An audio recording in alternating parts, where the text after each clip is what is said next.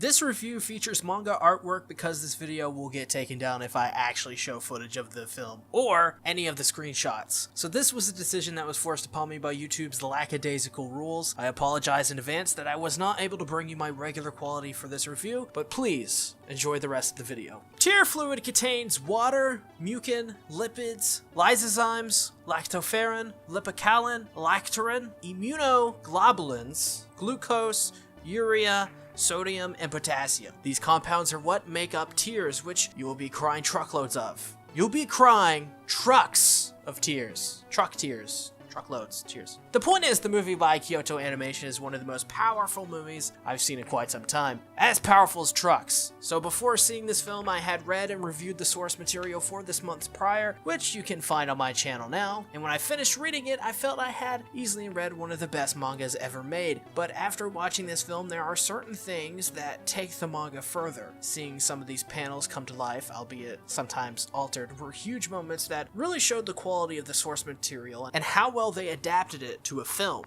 As a wild youth, elementary school student Shouya Ishida sought to beat boredom in the cruelest of ways. When the death Shouko Nishimiya transfers into his class, Shouya and the rest of his class thoughtlessly bully her for fun. However, when her mother notifies the school, he is singled out and blamed for everything done to her. With Shouka transferring out of the school, Shouya is left at the mercy of his classmates. He is heartlessly ostracized all throughout elementary and middle school, while teachers turn a blind eye. Now in his third year of high school, Shouya is still plagued by his wrongdoings as a young boy, sincerely regretting his past actions. He sets out to make a journey of redemption, though, to meet Shouko once more and make amends. Koi no Katachi tells the heartwarming tale of Shouya's reunion with Shouko and his honest attempts to redeem himself, all the while being continually haunted by the shadows of his past. Thanks for my anime list for this beautiful synopsis.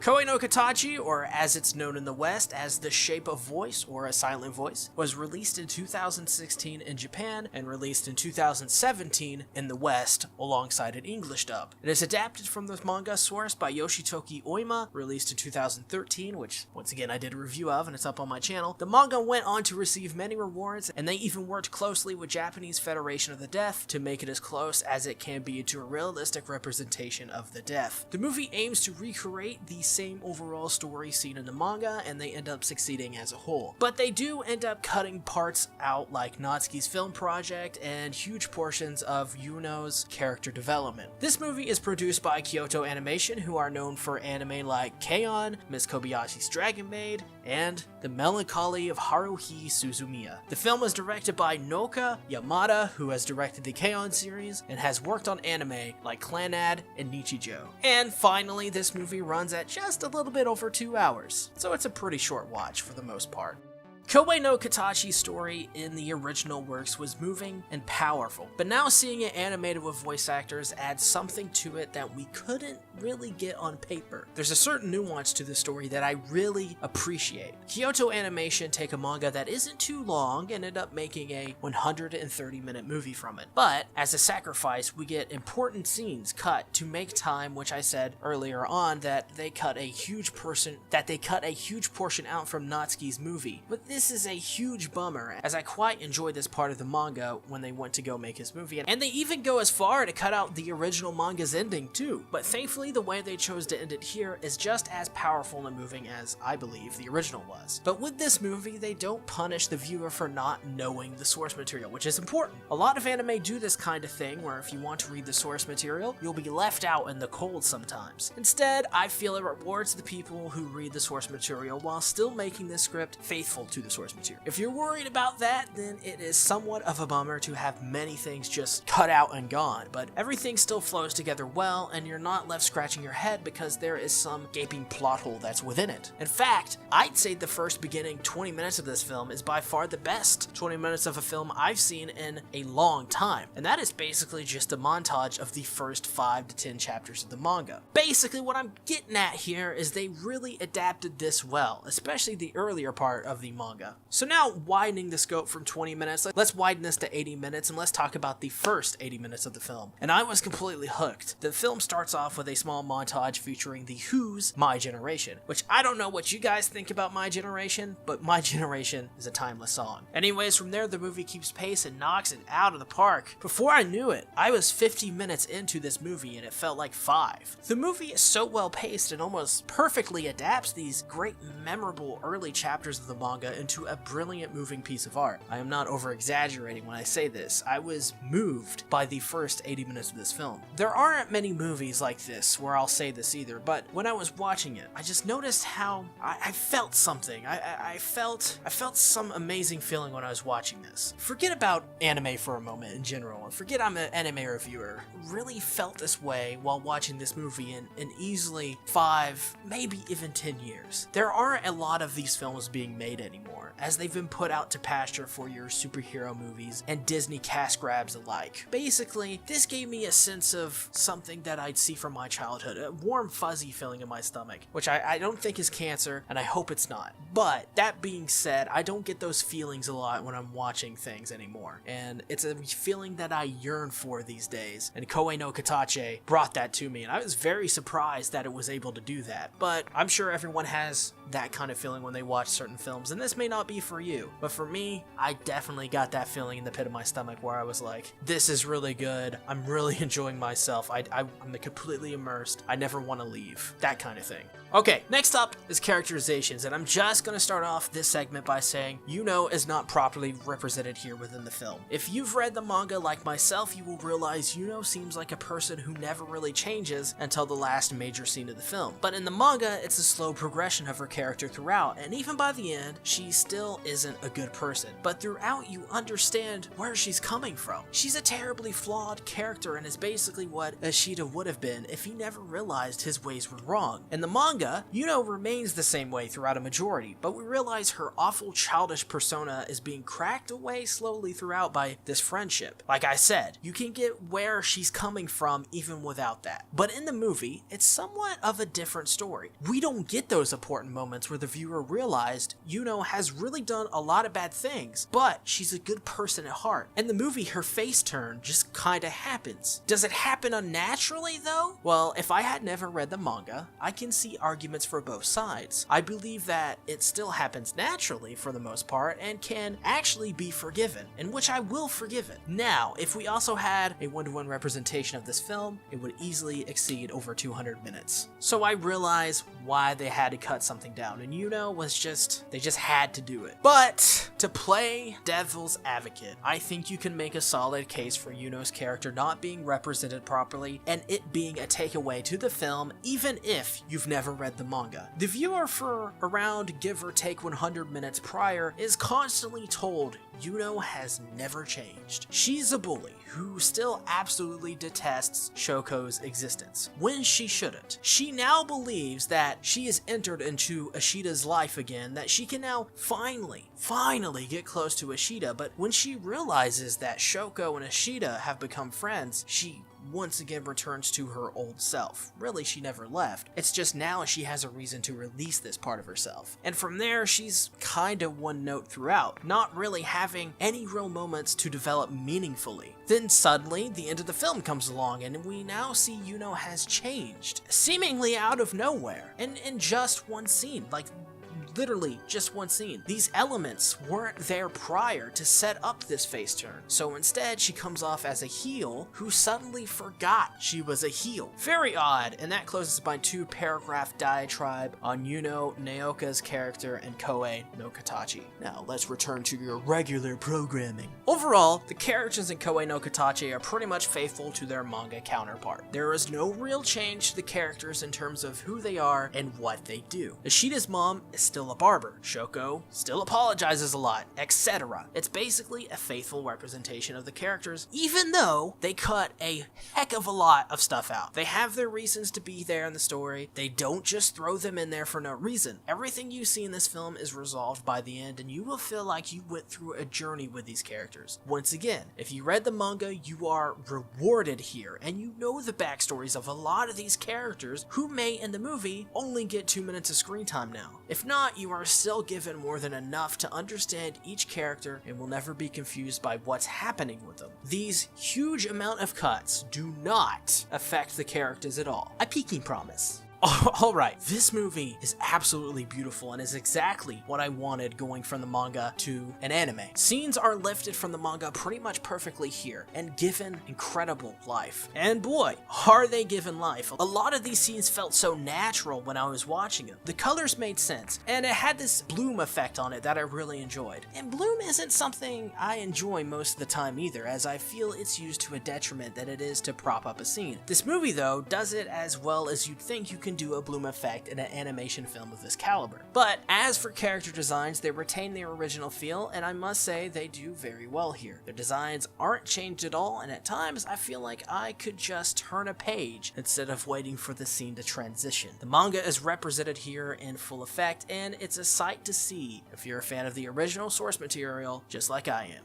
Animation here is very good as well. It's very fluid and smooth, and there is a lot of detail put into the film. I was first blown away by the My Generation montage at the beginning because it was so good and it flowed really well animation-wise. Adapting other panels to animation was a treat to see too. Scenes that involve close-ups of hands or pages turning, even a fist fight between the two main characters was animated pretty much what I'd think they'd look like. It at times felt like they recorded these scenes in real life actually, then just ended up animating over them frame by frame. Not that this isn't a technique that isn't used often, yeah, I know about how anime use this, but it was just so fluid and rich with detail, I wouldn't be surprised if they just recorded it live action and then animated. Kensuke Yoshido does the score for this film, and it's one of his best. He has scored other anime in the past, he has credits for Space Dandy and Devilman among others. The opening for this film is the Who's My Generation, which I've mentioned a couple times before, which I think actually came out in 1965 and pretty much fits this film perfectly, even though it came out 40-something years ago. The ending song, actually like 50-something years ago. The ending song is by Aiko, who has done many ending songs for anime as well, but The Who also did a song called Squeeze Box, so I like The Who. That's what I guess what I'm getting at here. As for the rest of the music to appear in this film, we have Invention No. 1 in C major by Bach, and many other classical pieces to come along with that. Going back to Yoshido's original scoring, he did amazing here and captured the feeling of the movie beautifully. Most of the time, the music here is very freeform and flows within the scene. This is actually a technique used a lot in freeform jazz and is pretty much replicated here in the film. Other than freeform, we also have many traditional techniques used to score here, but what makes it so good is that it kind of flows like water throughout the movie. I'm sure I'm not the first to notice this, but the music here doesn't feel grating to the ears, and pretty much the whole thing is completely original, which is also impressive. I'll put it this way, I can't imagine me scoring a film like this. It must have taken months of work to get right. Koei no Katachi, or whatever you prefer to call it, is a must-watch film, and by all accounts is not only the best film to release in 2016, that's right, Your Name, to me, doesn't even come close to this, but is probably the best film to release in the 2010s. If you haven't seen the movie, or read the manga, do yourself a favor right now. Go try to see the movie in theaters or buy it when it comes out, and read the manga. I actually would recommend the manga being read first, so the movie will be that much more impactful when you actually see it. This movie is special, and it should be treated as something special. It's a movie I will never forget as long as I am sober and taking my meds when I get old. So go see it now. Go, go, go! Koei no Katachi is a classic, and I am proud to give this film a 5 out of 5. Alright everyone, another video down. That was a little bit more in-depth than I wanted it to be. Actually, it just came out, to be honest. All that stuff. Some of that, a major portion of that review is actually unscripted. A lot of that was just me talking from the heart, I guess. But I want to get into some stuff here in the discussion, so don't turn the video off yet. I want to talk about the Your Name comparisons. I also want to talk about the deaf voice actresses that play Shouko in both versions. And I also want to talk about the English dub that's coming out here on the 31st, or the 30th actually. It's not coming out on Halloween. It's coming out on the 30th here in America. It's airing in select theaters. I think the English dub is. So, first off, let's talk about the Your Name comparisons. You can't get past it. Both of these films came out, and it seems that this film actually got the shaft. And Your Name was the anime that won out that year. But I think now that people have kind of calmed down from Your Name and kind of realized what Your Name is, and they've kind of starting to watch Koe no Katachi, and this is the first time I've watched this, by the way, is the week before I recorded this review. So at the time of this recording, it's the 19th of October. The week before this, I had watched the film for the first time. And easily, Koe no Katachi is... Katachi, sorry. Is... Well, I don't speak Japanese. I don't speak English either, but Koe no Katachi is by far way better than Your Name. I think there are problems with Koe no Katachi, like I said in the review. You can go back and listen to them if you want, and there are problems with Your Name too, and I haven't reviewed Your Name yet, and it's on my recommendations list. Dylan Hernandez has submitted the anime. I do plan to watch it. Not right now though. I've got a lot of other anime to cover, but Your Name is a good film. I'm not trying to say it's bad, but Koe no Katachi has better characters. It has a more realistic, more grounded story that I think a lot of people can get behind. It has sympathetic characters. I think Your Name is a little bit too whimsical, I guess. It's a little bit too sci-fi to really, for me to connect with it. If I'm watching anime, I prefer fantasy over sci-fi, and Your Name got a little bit into the sci-fi stuff. So, and when I finished Your Name, I was enjoyed by it. I was mostly impressed by the animation in Your Name. The animation in Your Name was great. But after watching Koe no Katachi, I feel like I liked everything in it. I like the voice acting. I haven't seen the English dub yet, but I've watched some of the trailers, and they do look amazing. Amazing. But the Japanese voice acting was perfect. In Your Name, I like the Japanese voice acting as well, but it didn't leave an impression on me. But Koe no Katachi, well, let's go into the voice acting a little bit. The deaf voice actresses that are in both versions. Well, okay, so first off, the Japanese voice actress for Shouka in this is not deaf. At least I think. I haven't actually done the research on it, but she does in my opinion, she sounds like a deaf girl. Straight up. Some of the more emotional parts in this film, for example, pretty early on in the film, so this isn't really exactly a spoiler. It's a pretty well-known scene where Ishida and Shouka get into a fight as little kids, and it's a really heavy emotional scene, and she's screaming at Ishida because she's so angry, and she's releasing all this pent-up rage because Shouka wants to be friends with Ishida, and Ishida is not letting it happen. For some reason, he's not letting down his walls to let in Shouka, and she's just over it. She's pissed, and she fights back, and it's just a really great scene. It's beautifully captured.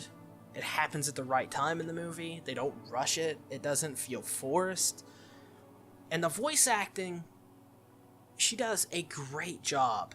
Just a great job at conveying this character and how this character would feel. I was actually kind of disappointed in the film too, because this is why I say you should read the manga first, because there is a whole chapter where you look at them you read the manga as if you're seeing everything that Shouka sees, and there's the speech bubbles, right? But you can't. It's really hard to read. And here's the thing: they artistically kind of covered up some of these words, and when you're reading them in your head, it kind of sounds like you're reading it, like your inner monologue inside of your head. It sounds like you're deaf. Like you're a deaf person trying to speak. It's pretty cool. I quite enjoyed that very much. It was a great touch in the manga, and I'm sad I'm not. I'm very sad actually about that not translating over to the movie. But then again, I don't even know how they do that. But I was interested to hear it because you see it visually, and I wanted to hear it. Like what? Like of course, it's a deaf person. She can't hear, but she has implants, so she can hear a little bit, good enough. And what does that sound like to her? And it's one of those things where I just wish they would have done that in the movie. And it probably would have taken a lot of time to study that and get that, but that would have been a powerful moment in the film if they actually were able to do that part from the manga. And I thought they were for a moment, but they cut out tons of stuff from the manga, believe it or not. I was actually starting to think about it, and I'm like, damn, they cut out like almost everything that didn't really need to fit into the movie, and it was just like, wow. It's really a bare bones version of Koe no Katachi. It's basically just an abridged version, if you want to think of it that way, but it's not comedy, of course. Anyways, moving on to the English, I have hopes for it. I have not watched it yet. If you guys want it, put down the comments below. If you want me to review the English version of Koe no Katachi, I'll try to do my best. I've never reviewed a certain version of an anime, but I'm all for it. I'm going to rewatch it anyways in English, because I love Koe no Katachi. I love the manga. I love the film. I love Kyoto Animation. They did great on it. So yeah, if you guys want that. But that's it for me today. I've taken up enough of your time. Sorry about that, I guess. If you liked the review, if you liked the video, please put down in the comments below what you thought of the movie. I'd love to hear your thoughts, and if you plan to watch it or not, or if your review turned you away from the movie somehow, or if it got you to check it out. And if you've checked it out, come back and tell me what you think about it. I would love to hear your impressions. And if you've only read the manga, I'd love to hear your thoughts on the manga too. I have a review out you can go check out. Make sure to give a like, make sure to subscribe, make sure to check out my suggested videos in the right, or click through on the very ending of my end card. Click on one of those videos if you want. All helps me out. Thank you guys for watching. Thank you guys for your love and care and support. I appreciate it. I am grateful for it. I love you for it. I hope this review didn't let you down. Hope it was a good one. Love ya. Bye.